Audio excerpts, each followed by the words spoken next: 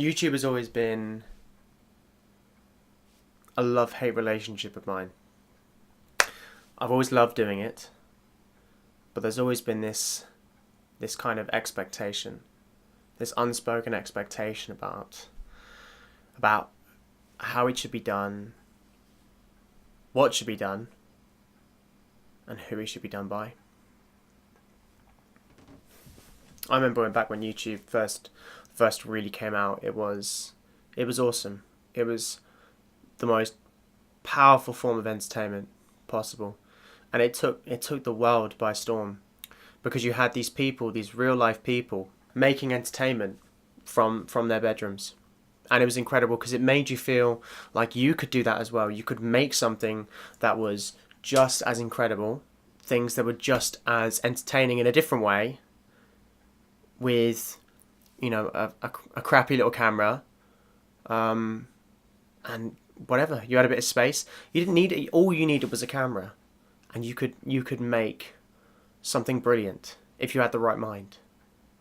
And you still can. Don't get me wrong. You still definitely can. But these days, now we find ourselves in this impasse. YouTube developed ridiculously fast.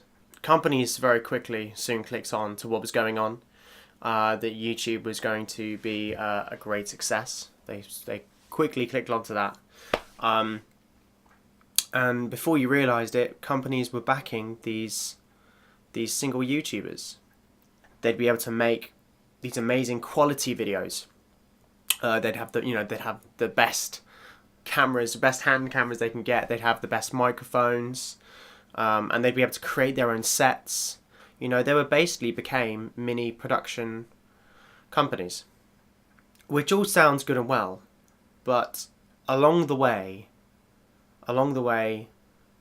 something which I think is pretty much the essence of what made YouTube so brilliant. YouTube lost its core, its truth. To me, it felt like I had to compete with these companies. If I was going to even stand a chance of doing anything on YouTube, I was going to have a brilliant camera. I was going to have a general brilliant setup. I was going to have to try and compete with them on that level, and hope to God that my quality of the content could bridge that material gap between us. The only times that I did a video was when something new happened, when I have a new piece of technology to put forward, because every video I did, I felt like I had to take a step forward. It had to be better than the last, because if it wasn't better than the last video, what was even the point? This was the mindset that I had with YouTube. And what made it even worse was, additionally, I was going to look at these people who were succeeding, look at these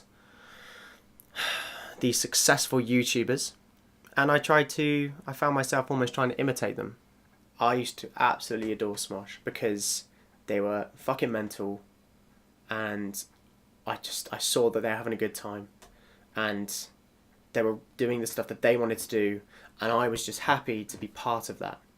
And then of course they included other people. And straight away, I was like, why have you done that? Why have you included these other people? It was absolutely fine before. For some reason, I only remember them initially introducing 3 people, but they introduced, I believe it was they introduced a Asian girl, a black guy, and a white guy at first, and that's fine. Don't get me wrong, absolutely fine with that. But it felt very forced. It didn't feel like that needed to happen. It just felt like they were trying to needlessly change the program and make it very PC. Don't get me wrong. If they were literally the best people for the job, then that's completely my fault. I've obviously interpreted it wrong. But I did interpret it that way, as if they were literally just trying to tick all the boxes. As soon as I didn't see it as Smosh anymore, as soon as I saw it as a business, it was no longer entertainment for me. it was them trying to manipulate me. There's a lot of highly produced entertainment out there on YouTube at the moment. Now so, more than ever, all of this highly produced, company-based entertainment on YouTube, I feel like that era is gonna come to a close soon. Us as an audience, we already are, we're clicking onto this fake stuff. People are gonna want to just have real content that's honest and from the heart. I don't think it's that important to make this highly produced stuff anymore. I mean, it wasn't in the first place. It wasn't. I feel like we, / maybe just me, were almost brainwashed into thinking you had to have this like really good equipment to compete. And it's important to just make things that you want to make and that you're happy with. Whenever I did a video, it's because I wanted to do it.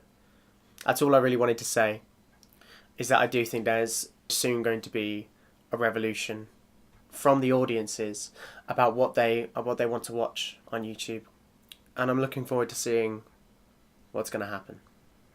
But if you'd like to check out my last video, which I believe was a cover of Hey There Delilah, I'll probably have right there for you.